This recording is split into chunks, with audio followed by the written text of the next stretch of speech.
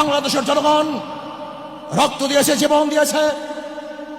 বাংলাদেশে চাঁদাবাজি করার জন্য নয়, খুন করার জন্য নয়, দেশকে দখল করার জন্য নয়, দুর্নীতি করার জন্য মানুষ রক্ত দেয়, জীবন দেয়।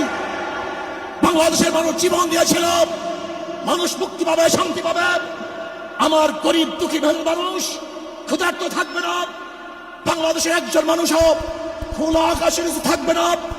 বাংলাদেশের একজন গরিব বস্ত্রহীন থাকবে না। আমার বাংলাদেশের কোন মানুষ গুম হবে না, খুন হবে না। বাংলাদেশের কোন ব্যবসায়ীকে চাঁদা দিতে হবে না। বাংলাদেশের প্রত্যেক নাগরিক অধিকার বাস্তবায়ন হবে। তারা শান্তিতে বসবাস করতে পারবে, নির্বিঘ্নে ঘুমাতে পারবে। আমার মা বোনরা ইজ্জত দিয়ে রাস্তায় চলাফেরা করতে পারবে। বাংলাদেশের মসজিদ থাকবে, মাদ্রাসা থাকবে, দাড়ি থাকবে, টুপি থাকবে। দাড়ি পরে আক্রমণ করতে পারবে না, টুপিকে ছিনিয়ে কেউ নিতে পারবে না, ইসলামের বাইরে কেউ আইন পাস করতে পারবে না। এর জন্য জীবন দিয়েছিল, রক্ত দিয়েছিল।